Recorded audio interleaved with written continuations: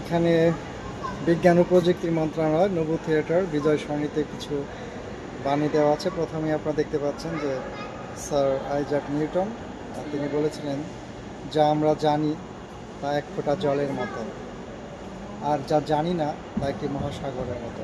এখানে অনেকগুলো বাণী আছে, ওয়ান বাই ওয়ান দেখেন। এখানে ম্যারি কুরির বাণীটা আছে, মানুষ নিয়ে কম কৌতূহলী হন, বরং ভাবনা ও ধারণা নিয়ে বেশি কৌতূহলী হন। মানুষ নিয়ে কম কৌতূহলী হন এবং ভাবনা ও ধারণা নিয়ে বেশি কৌতূহলী হন।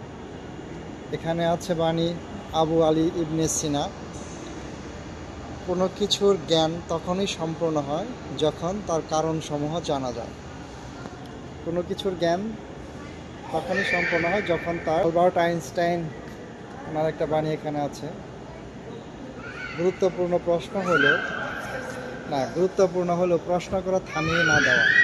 প্রশ্ন করার যথার্থ কারণ ছিল বলেই কৌতূহলের তৈরি হয়েছে। গুরুত্বপূর্ণ হলো প্রশ্ন করা থামিয়ে না দেওয়া। প্রশ্ন করার যথার্থ কারণ ছিল বলেই কৌতূহলের জন্ম হয়েছে। এখানে আইজাক নিউটনের আরেকটা বাণী, সত্য সবসময় সরলতায় লুকিয়ে থাকে, জটিলতা ও বিভ্রান্তির ভিড়ে নয়। চমৎকার। সত্য সবসময় সরলতায় লুকিয়ে থাকে, জটিলতা ও বিভ্রান্তিকর ভিড়ে নয়। এখানে আরেকটা আছে জেন গুডল, উনি দেখেন ওনাকে, তোমার কাজ একটি পরিবর্তন আনে, কিন্তু তুমি ঠিক করবে কোন ধরনের পরিবর্তন তুমি করতে চাও। আমাদের প্রতিটা কাজই একটা পরিবর্তন আনে এই সোসাইটিতে, দেশে, বাট আমরা আমাদের ঠিক করা উচিত আমরা কোন ধরনের পরিবর্তনটা করতে চাই।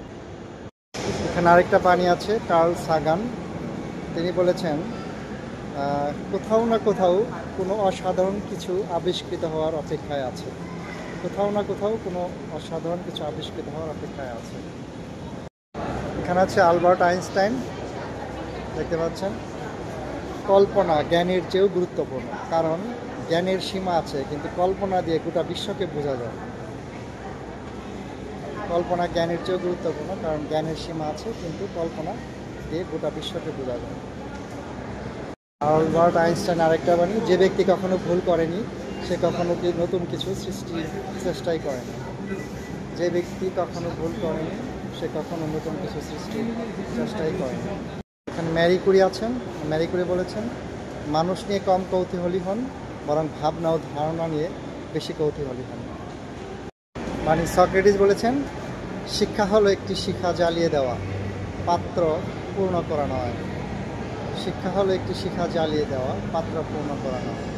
দেখুন এখানে একটি চমৎকার লেখা আছে, রিচার্ড ফাইনম্যান, উনি বলেছেন, যে বিষয়টি আপনাকে সবচেয়ে বেশি আকর্ষণ করে সে বিষয়ের নিয়ম নীতি ভেঙে বাধাহীনভাবে অধ্যয়ন করুন।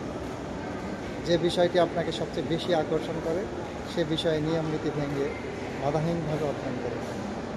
এখানে একটা আছে বিল নাই, বিজ্ঞান পৃথিবী শাসন করে, দেখেন, সায়েন্স রুলস দ্য ওয়ার্ল্ড। চমৎকার।